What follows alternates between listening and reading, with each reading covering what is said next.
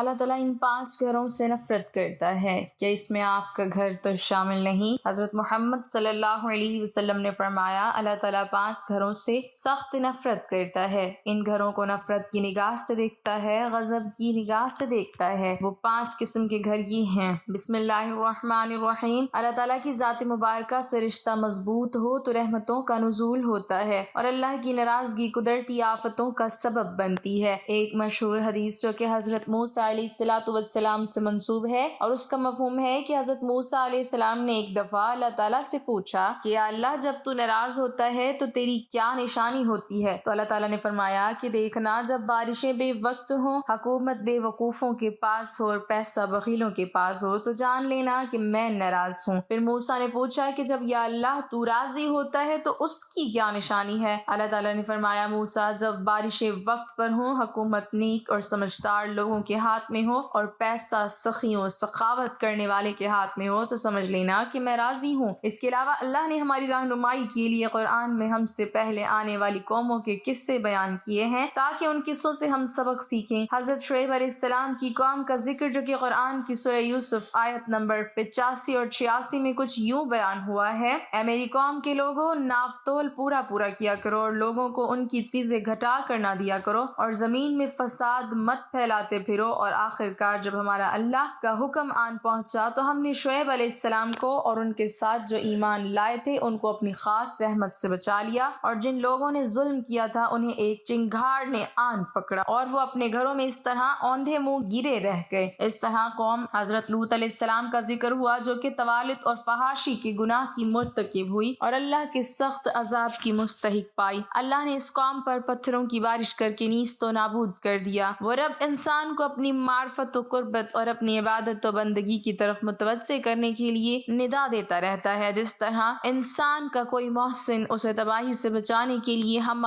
وقت کوشاں رہتا ہے، اسی طرح بلا تشبیہ بلا مثال وہ رب جب اپنے بندوں کو نافرمانیوں سرکشیوں کی صورت میں ہلاکت کی گڑھوں کی طرف بڑھتے اور عبادت و معرفت سے دور ہوتے ہوئے دیکھتا ہے تو وہ انہیں کبھی پیار سے اور کبھی جز و توبیخ کے ذریعے اپنی جانب متوجہ کرتا ہے۔ کبھی وہ بندے پر رحمت نچھاور کرتا ہے اور کبھی غیظ و غضب نازل کرتا ہے۔ وہ پیار و محبت کے انداز میں بندے کو یوں احساس دلاتا ہے: اے انسان، تجھے کس چیز نے اپنے رب کریم کے بارے میں دھوکے میں ڈال دیا؟ اللہ رب العزت جب انسانوں کی نافرمانیوں اور سرکشیوں پر نظر کرتا ہے، جب وہ لوگوں میں دنیا طلبی کو زیادہ اور خدا طلبی کو کم دیکھتا ہے، جب انسان زندگی کے ہر شعبے میں ظلم و بغاوت کو اختیار کر لیتا ہے، جب انسانیت ہی ظالم انسانوں کا اللہ کی بارگاہ میں شکوہ کرتی نظر آتی ہے، جب انسان اللہ کے حرام کو خود ہی حلال کرنے لگتا ہے، جب اپنے ظلم کو عدل اور اپنے گناہ کو نیکی سمجھنے لگتا ہے، جب اپنی نافرمانی اور سرکشی کو اپنی دینداری و خوبی جاننے لگتا ہے، جب اپنی بد کرداری کو اپنی برتری تصور کرنے لگتا ہے، جب معاشرے کے کمزوروں کا خون چوسنا اور کمزور و ضعیف لوگوں کے مال کو ہڑپ کرنا اپنی ثوابدیدی اختیار اور فرض منصبی جاننے لگتا ہے، جب ایمان کی قدریں کمزور اور شر کی اقدار فروغ پانے لگتی ہیں، جب نیکی کے بجائے گناہ اور اطاعت کے بجائے معصیت اپنے سائے دراز کرنے لگتی ہیں، اور جب عبادت و بندگی کو عار سمجھا جانے لگتا ہے، تو اللہ کا غضب قدرتی آفات، زلزلہ، سیلاب، وبائی امراض وغیرہ کی صورت میں زمین پر نازل ہوتا ہے۔ آج کل ہم آئے روز زلزلوں کا سامنا کر رہے ہیں، یہ بھی ہمارے نامہ اعمال اور گناہوں کے باعث غضب الہی ہے کہ زمین ہمارے گناہوں کی وجہ سے تھر تھراتی و کانپتی ہے اور اس میں بے پناہ ارتعاش ظاہر ہوتا ہے۔ یہ غضب جہنم کے غضب سے کم درجے کا ہوتا ہے۔ اس غضب کا مقصد بندے کے عمل کی اصلاح اور اسے اللہ کی بندگی کی طرف متوجہ کرنا ہوتا ہے۔ یہ بات ذہن نشین رہے کہ دنیاوی زندگی میں ہم پر نازل ہونے والے یہ عذاب غضب کے معنی میں ہے، اس لیے کہ باری تعالیٰ نے امت مسلمہ کو حضور نبی اکرم صلی اللہ علیہ وسلم کی ولادت و بعثت کے وسیلہ اور صدقہ سے عذاب ہلاکت سے محفوظ کر لیا ہے۔ وہ عذاب جو پہلی اقوام و امم پر نافرمانی کے باعث آتے تھے کہ ان کو صفحہ ہستی سے مٹا دیا جاتا تھا، ان کے لیے اللہ کا عذاب دائمی موت کا پیغام لے کر آتا تھا۔ باری تعالیٰ نے چونکہ رسول اللہ صلی اللہ علیہ وسلم کو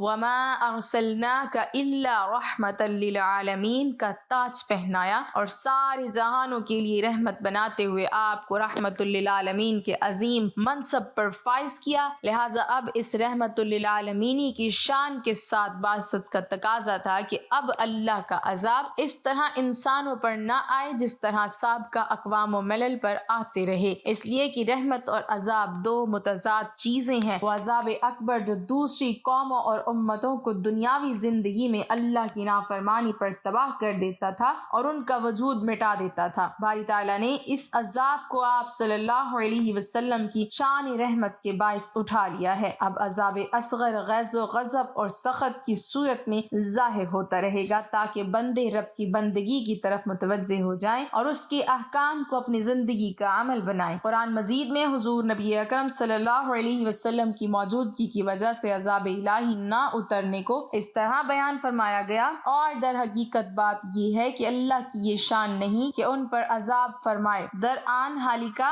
اے حبیب مکرم آپ بھی ان میں موجود ہوں، اور نہ ہی اللہ ایسی حالت میں ان پر عذاب فرمانے والا ہے کہ وہ اس سے مغفرت طلب کر رہے ہوں۔ اس آیت کریمہ نے اس تصور کو واضح کر دیا ہے کہ آپ صلی اللہ علیہ وسلم قیامت تک وَأَنْتَ فِيهِمْ کی شان کے تحت ہمارے اندر موجود ہیں، اور وَمَا أَرْسَلْنَاكَ إِلَّا رَحْمَةً لِلْعَالَمِينَ کے تحت باری تعالیٰ نے امت مسلمہ سے آپ صلی اللہ علیہ وسلم کے وسیلہ سے دنیاوی عذاب اکبر کو اٹھا دیا ہے۔ اس آیت کریمہ کے اگلے حصے نے اس بات کو بھی واضح کر دیا ہے کہ جب تک یہ اللہ کی بارگاہ میں توبہ استغفار کرتے رہیں گے باری تعالیٰ ان کو عذاب میں گرفتار نہ کرے گا۔ اگر ان کے ہاتھ اللہ کی بارگاہ میں انفرادی و اجتماعی توبہ اور استغفار کے لیے بلند ہوتے رہیں گے تو باری تعالیٰ ان کو دنیا کے سارے عذابوں اور اپنے غضبوں سے بھی محفوظ کر دے گا۔ لہٰذا ہمیں حکم دیا گیا کہ اور تم سب کے سب اللہ کے حضور توبہ کرو اے مومنو، تاکہ تم ان احکام پر عمل پیرا ہو کر فلاح پا جاؤ۔ اس آیت کریمہ نے واضح کر دیا ہے کہ اللہ کے غضب، گرفت اور عذاب سے بچنے کا طریقہ توبہ و استغفار ہے۔ یہ توبہ استغفار انفرادی زندگی میں بھی نظر آئے اور اجتماعی زندگی میں بھی نظر آئے، یعنی ہمارے انفرادی کردار پر بھی توبہ استغفار غالب نظر آئے اور اجتماعی کردار بھی توبہ استغفار کے سانچے میں ڈھلا ہوا ہو۔ افسوس آج ہمارا اجتماعی کردار قرآن و سنت سے آری ہے۔ آج ہمارا اجتماعی کردار عالم انسانیت کے لیے باعث عار اور زمانے بھر میں اسلام کے لیے رسوائی و استہزاء کا باعث ہے۔ آج ہم اللہ اور اس کے رسول صلی اللہ علیہ وسلم کے واضح احکام کی کلم کھلا خلاف ورزی کے مرتکب ہو رہے ہیں، اور قرآن و سنت کی واضح تعلیمات کا مذاق اڑانا ہمارا وتیرہ بن چکا ہے۔ مقام غور ہے کہ کیا آج ہمارا قومی کردار اللہ کی نعمتوں کی تکذیب نہیں کر رہا؟ کیا آج ہمارا قومی کردار ان بنیادوں سے پاک ہے جن کو اسلام نے جاہلیت کی نشانیاں قرار دیتے ہوئے ختم کیا تھا؟ کیا ہمارے قومی کردار میں لسانی، علاقائی، سیاسی اور مذہبی فرقہ واریت اور فتنہ و فساد نہیں ہے؟ المختصر یہ کہ ہم انفرادی طور پر تو روبہ زوال ہیں ہی، مگر اجتماعی کردار بھی ذلت کی اتھاہ گہرائیوں کو چھو رہا ہے۔ ہمارے اسی کردار ہی کی وجہ سے یقیناً باری تعالیٰ آج اپنے غضب، غیظ اور سخط کے ذریعے ہمارے ملی قومی اور انفرادی و اجتماعی کردار کو اصلاح کی طرف مائل کر رہا ہے، اپنی ناراضی کے ذریعے ہمیں اصلاح احوال کی طرف راغب کر رہا ہے، اور ہمیں حکم دے رہا ہے کہ جو گناہ کر چکے ہوں ان سے تائب ہو جاؤ، ان نافرمانیوں اور سرکشیوں کا اپنی زیست سے خاتمہ کر دو اور اس آیت کریمہ کا مصداق بن جاؤ، اور پھر جو گناہ وہ کر بیٹھے تھے ان پر جان بوجھ کر اصرار بھی نہیں کرتے، یعنی اپنے گناہ، ظلم اور حرام کی زندگی کو جاری نہ رکھو بلکہ اس کو چھوڑ کر رب کی بندگی، نیکی، عدل اور حلال کو اختیار کرو۔ تم سب کچھ جانتے ہو، تمہارے گناہ تم سے پوشیدہ نہیں، لہٰذا اب ان برائیوں کو چھوڑو اور آئندہ نہ کرنے کا عزم کرو، اپنے انفرادی اور اجتماعی گناہوں پر معافی طلب کرو اور آئندہ زندگی کے لیے گناہ نہ کرنے کا عزم کرو۔ پس زلزلوں کا وقوع، آفات کا ظہور، غضب الہی کا نزول، اللہ کے غیظ کا صدور، اللہ کی سخط کا اظہار ہمیں اس طرف متوجہ کرتا ہے کہ ہم اپنے انفرادی کردار کے ساتھ ساتھ اپنے قومی و ملی کردار کی بھی اصلاح کریں۔ اصلاح ہدایت کے بغیر ممکن نہیں۔ علم بالوحی سے خالی شخصی ہدایت آج تک کارگر نہیں ہوئی اور نہ قیامت تک ہو سکتی ہے، اس لیے ہمیں آج اس رب کی طرف رجوع کرنا ہے جس نے ہمیں قرآن اور صاحب قرآن کی صورت میں ہدایت عطا فرمائی۔ اللہ تعالیٰ تین گھروں سے سخت نفرت کرتا ہے۔ حضرت سیدنا علی رضی اللہ تعالیٰ عنہ نے فرمایا اللہ تعالیٰ تین گھروں سے نفرت کرتا ہے، غضب کی نگاہ سے دیکھتا ہے۔ پوچھا گیا اے علی وہ تین بدبخت گھر کون کون سے ہیں جن کو اللہ تعالیٰ نفرت کی نگاہ سے دیکھتا ہے؟ حضرت علی رضی اللہ تعالیٰ عنہ نے فرمایا پہلا گھر وہ جس گھر میں بے بیٹی کی آنکھوں سے آنسو نکلتے ہیں۔ جس گھر میں بیٹی جیسی خدا کی رحمت کی قدر نہ کی جاتی ہو، اس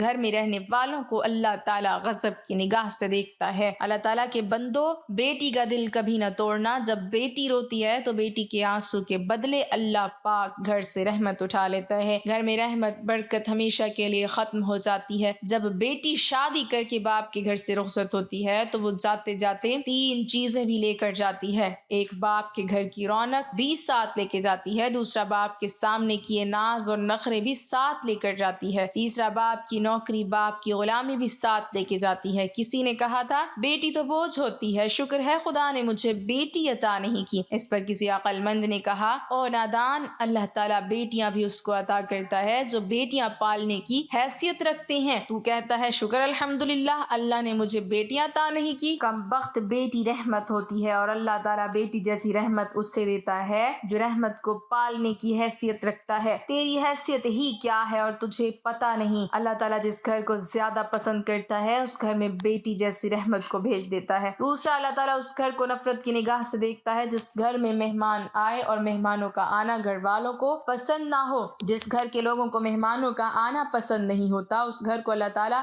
غضب کی نگاہ سے دیکھتا ہے۔ اس گھر سے، گھر والوں سے اللہ تعالیٰ نفرت کرتا ہے۔ حضرت سیدنا علی رضی اللہ تعالیٰ عنہ نے فرمایا، اے لوگو، 3 رحمتیں ایسی ہیں جو انسان قبول نہیں کرتا۔ اگر انسان خدا تعالیٰ کی ان 3 رحمتوں کو خوشی سے قبول کر لے تو غنی ہو جائے، مالا مال ہو جائے۔ وہ 3 رحمتیں کون کون سی ہیں؟ پہلی رحمت بیٹی کا آنا۔ اگر انسان بیٹی کا آنا خوشی سے قبول کر لے تو مالا مال ہو جائے، غنی ہو جائے، بادشاہ بن جائے۔ دوسرا، گھر میں مہمان کا آنا، مہمان کوئی بھی ہو، مہمان کا آنا بھی خدا تعالیٰ کی رحمتوں میں سے ایک بہت بڑی رحمت ہے۔ جو بندہ اس رحمت کو قبول کرتا ہے وہ جلد مالا مال ہو جاتا ہے۔ تیسرا، بیماری کا آنا۔ بیماری بھی جب انسان کے اندر آتی ہے تو گناہ جھڑتے ہیں، یہ بھی اللہ تعالیٰ کی رحمتوں میں سے ایک رحمت ہے۔ یہ 3 رحمتیں ایسی ہیں جس کو انسان خوشی سے قبول نہیں کرتے، اور جو ان تینوں رحمتوں کو خوشی سے قبول کرتے ہیں وہ مالا مال ہو جاتے ہیں۔ حضرت سیدنا ابراہیم علیہ السلام کی عادت مبارکہ تھی، آپ علیہ السلام کے گھر جب تک مہمان نہ آتا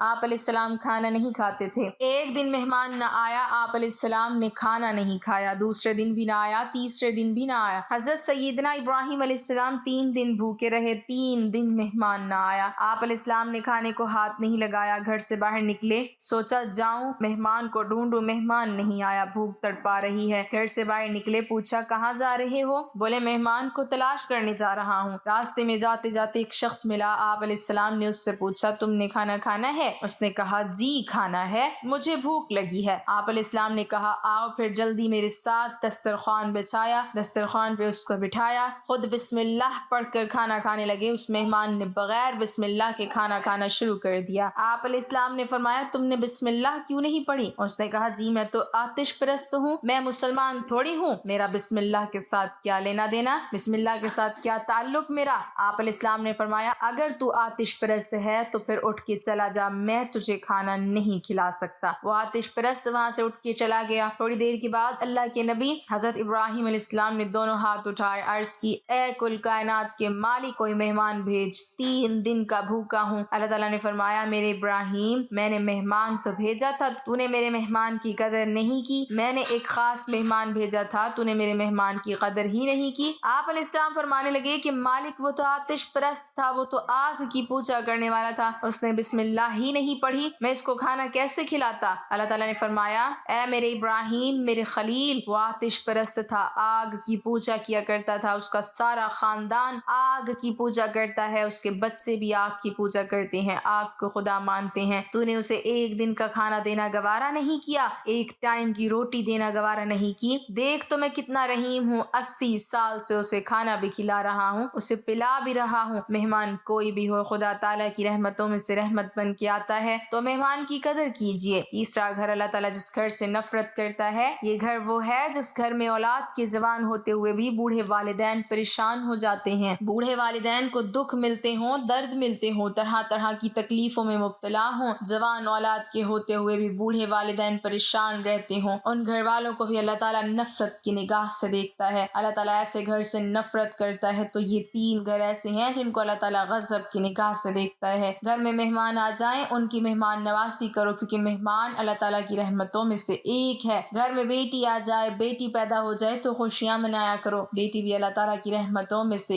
ایک رحمت ہے۔ بیٹی باپ کو امیر بنانے کے لیے آتی ہے۔ گھر میں بوڑھے والدین کو پریشان نہ رکھا کرو، بوڑھے والدین کو تنگ نہ کیا کرو۔ ناظرین، اگر بوڑھے والدین کے سفید داڑھی کی حیا نہیں کر سکتے تو کوئی بات نہیں، والدین کو پریشان بھی نہ کیا کرو۔ دین اسلام میں والدین کے ساتھ حسن سلوک کی شدید تاکید کی گئی ہے اور ان سے بدسلوکی کرنے سے منع کیا گیا ہے۔ اولاد پر والدین کا حق اتنا بڑا ہے کہ اللہ تعالیٰ نے اپنے حق کے ساتھ والدین کا حق بیان فرمایا ہے، یعنی مخلوق خدا میں والدین کے حق کو باقی تمام حقوق پر ترجیح دی ہے۔ اسی طرح حضور نبی کریم صلی اللہ علیہ وسلم نے بھی والدین کی نافرمانی کرنے اور انہیں اذیت و تکلیف پہنچانے کو کبیرہ گناہ قرار دیا ہے۔ والدین سے بدسلوکی کرنے والے بد نصیب کو رحمت الہی اور جنت سے محروم قرار دیا ہے۔ اللہ رب العزت نے انسانوں کو مختلف رشتوں میں پرویا ہے، ان میں کسی کو باپ بنایا تو کسی کو ماں کا درجہ دیا ہے، اور کسی کو بیٹا بنایا ہے تو کسی کو بیٹی کی نسبت عطا کی ہے۔ غرض رشتے بنانے کے بعد اللہ تعالیٰ نے ان کے حقوق مقرر فرمائے ہیں، ان حقوق میں سے ہر ایک کا ادا کرنا ضروری ہے، لیکن والدین کے حق کو اللہ رب العزت نے قرآن کریم میں اپنی بندگی اور اطاعت کے فوراً بعد ذکر فرمایا۔ یہ اس بات کی طرف اشارہ ہے کہ رشتوں میں سب سے بڑا حق والدین کا ہے۔ اللہ رب العزت فرماتے ہیں، اور تیرے رب نے یہ حکم دیا ہے کہ اس کے سوا کسی کی عبادت مت کرو اور اپنے ماں باپ کے ساتھ حسن سلوک سے پیش آؤ، اگر وہ تیری زندگی میں بڑھاپے کو پہنچ جائیں، چاہے ان میں ایک پہنچے یا دونوں، اور ان کی کوئی بات تجھے ناگوار گزرے تو ان سے کبھی ہوں بھی مت کرنا اور نہ ان سے جھڑک کر بولنا، اور ان سے خوب ادب سے بات کرنا اور ان کے سامنے شفقت سے انکساری کے ساتھ جھکے رہنا اور یوں دعا کرتے رہنا، اے ہمارے پروردگار تو ان پر رحمت فرما جیسا کہ انہوں نے بچپن میں مجھے پالا ہے۔ صرف ظاہر داری نہیں، دل سے ان کا احترام کرنا۔ تمہارا رب تمہارے دل کی بات خوب جانتا ہے، اور اگر تم سعادت مند ہو تو وہ توبہ کرنے والے کی خطائیں بکثرت معاف کرنے والا ہے۔ اللہ پاک سے دعا ہے کہ اللہ تعالی ہمیں بیٹیوں کی قدر کرنے کی توفیق عطا فرمائے، بوڑھے والدین کی خدمت کرنے کی توفیق عطا فرمائے اور مہمان کی مہمان نوازی کرنے کی توفیق عطا فرمائے، آمین ثم آمین۔ ناظرین، کمنٹ باکس میں اللہ تعالیٰ کے 99 ناموں میں سے ایک نام ضرور ٹائپ کریں۔